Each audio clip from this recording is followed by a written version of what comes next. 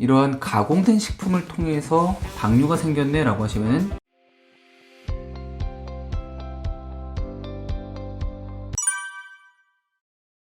당뇨는 상당히 민감한 주제이기는 해요. 그만큼 당뇨가 생기는 이유는 이제 크게 두 가지인데, 첫 번째는 유전적인 부분으로 인해 생기는 1형 당뇨가 있고요. 그리고 두 번째는 생활 습관으로 인해 생기는 2형 당뇨가 있습니다.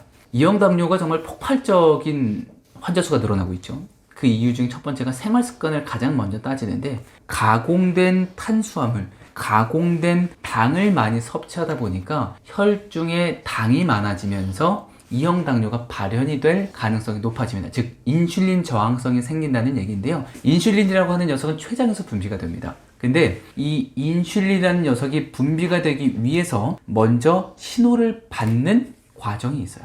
어디냐면은 장입니다. 무슨 말이야? 생각 드시죠? 장에서 미생물들이 식이섬유를 먹고서요, 단쇄지방산이라는 녀석을 만들어냅니다. 이 단쇄지방산이라는 녀석이 췌장에게 인슐린을 좀 적당하게 분비를 해줘야겠어 라고 하면서 GLP-1이라는 효소를 건드려주죠. 이를 통해서 이 인슐린이 생성되기 위해서는 GLP-1이라는 효소가 필요한데, 이 효소를 자극을 주는 거는 장내의 미생물이 기본이 된다고 생각을 해주시면 됩니다. 아무래도 제일 중요한 거는 첫 번째로 일단 식습관인데요. 내가 이러한 가공된 식품을 통해서 당뇨가 생겼네 라고 하시면은 제일 우선적으로 가공된 식품을 끊는 게 우선이겠죠. 그리고 당질 제한식을 하시는 걸 좀 추천을 드리면서, 마찬가지로 발효식품을 드시되 요거트를 드시는데요, 그릭 요거트처럼 첨가물이 들어가 있지 않은 요거트를 좀 드셨으면 좋겠어요. 꾸준하게 매일매일 꾸준하게 드시는 게 너무나 중요하거든요. 건강은 하루아침에 바뀌지 않습니다. 누적이 되어서 탈이 나거나 혹은 누적이 되어서 더 튼튼해지잖아요. 그것처럼 평상시에 장관 내의 면역을 위해서, 장관 내의 미생물의 균형을 위해서 발효식품 중 가장 첫 번째로 요거트 드시는 거 추천을 드리고, 식습관을 통해서 가실 수 있는 부분이라면은 과일은 바나나나 혹은 아보카도와 같은 이러한 과일류를 드시는 거, 그리고 견과류에서는 아몬드나 호두와 같은 이러한 단단한 불용성 식이섬유를 갖고 있는 견과류를 챙겨 드시는 것을 권장을 드립니다. 많은 분들이 이제 다이어트 하면은 이 디톡스와 다이어트는 다른 거다라고 생각하실 텐데, 디톡스와 다이어트는 똑같은 겁니다. 왜냐면 이렇게 결론을 말씀을 먼저 드리면, 디톡스를 하게 되면은 몸에 있는 독소를 빼게 되는데 여기에 내장 지방이 그리고 중성 지방이 포함이 되어 있어요. 내장 지방과 중성 지방을 빼낸다는 얘기는 이 안에 숨어 있는, 이 안에 꼭꼭 들어가 있는 독소들을 빼낸다는 얘기거든요. 그러다 보니까 체중, 즉 몸무게 숫자를 줄이는 게 중요한 게 아니라 내 몸 안에 있는 이 배 안에 붙어 있는 중성 지방과 내장 지방을 빼내게 되다 보면은 자연스럽게 독소가 제거되니까 살이 빠지게 됩니다. 이 살이 찌는 이유에 대해서 말씀을 드리면은, 일단 대한비만학회에서 나온 정말 여러 가지 정보들이 있는데, 그 중에서도 뭐 임신과 출산, 유전적인 질환, 여기에 또 장내 세균총이라고 나와 있습니다. 장내 미생물? 장내 세균총이 왜 중요한 거지? 혹시 이 비만균이라고 들어보셨어요? 비만균? 우리 몸에 살을 찌게 만드는 균들이 있다 라고 해서 비만균이라는 이름을 붙였는데, 얘가 어떤 일을 하냐면요, 우리 몸 안에 유익한 균이 많아야 되는데 이런 소위 비만을 일으키는 유해한 균들이 높아졌을 경우에는요, 같은 음식을 먹더라도 더 많은 에너지를 섭취를 해요. 자, 중요한 거, 섭취한 것까지는 좋았습니다. 근데 섭취를 하면 우리가 에너지를 써야 되는데 활동을 해야 된단 말이에요. 하지만 사무실에서, 회사에서 점심을 먹고 산책할 시간도 많지 않아요? 그러다 보니 바로 다시 의자에 앉거나, 혹은 집에 있어요. 너무 피곤해. 오늘은 좀 쉬고 싶어. 그러다 보니 산책도 안 하고 누워있다거나, 이러한 환경들이나 사이클이 좀 반복이 되면서 유익균들이 우세해야 되는 상황들보다는 이런 비만균들이 우세하는 상황들이 많다 보니까 살이 찌는 단초가 좀 됩니다. 일단 가장 중요한 거는요, 저는 식습관에 대한 부분을 한번 바꿔보시는 걸 추천을 드려요.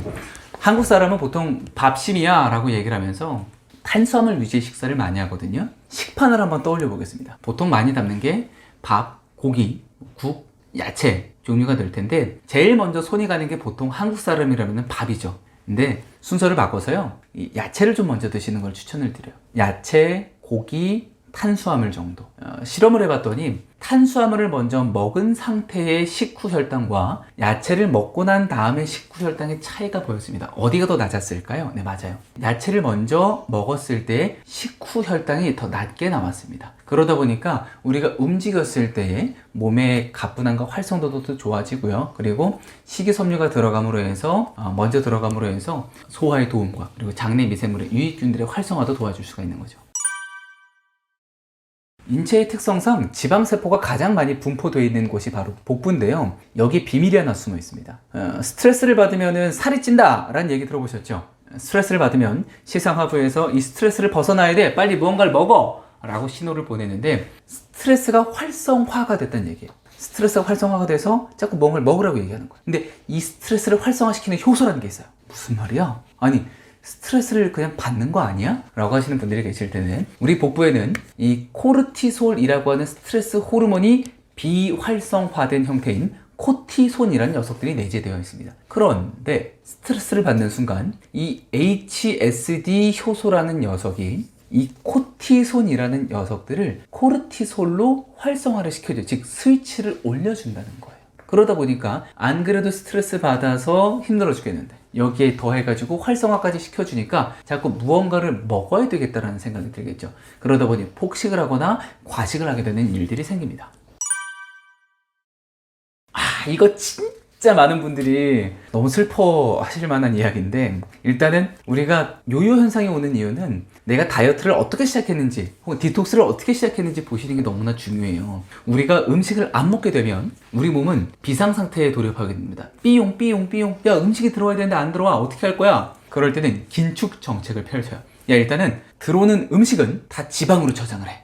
이 내장지방 형태나 중성지방 형태로 나도 모르는 사이에 들러붙게 돼 있어요. 그럼 어떤 걸 사용을 해요? 우리 몸에 숨어있는, 혹은 내가 가지고 있는 운동을 안 한다거나 혹은 영양소가 부족하면 근육을 녹여서 써요. 근육을 당으로 녹여서 에너지로 쓴다니까요. 그러다 보니까 이 올챙이비만 나온다고 얘기를 하잖아요. 근육은 없어지고. 내가 어느 정도 체중이 감량이 되는 것 같아서 음식을 다시 먹었어. 그런데 이때 몸에서 어떠한 반응을 할까요? 야, 음식이 들어와서 다시 비상사태로 돌입하기 전에 빨리 더 비축을 많이 시켜놔 라고 하면서 더 많은 열량을 혹은 이 에너지를 더 축적을 많이 하게 됩니다. 근데 중요한 거, 이미 무분별한 단식이나 디톡스를 통해서 내장지방이 쌓여있는 상태에 살까지 찌니까 더 비만이 심해지게 되겠죠. 살이 안 찌는 체질로 당연히 바꿀 수 있죠. 관건은 장내 미생물입니다.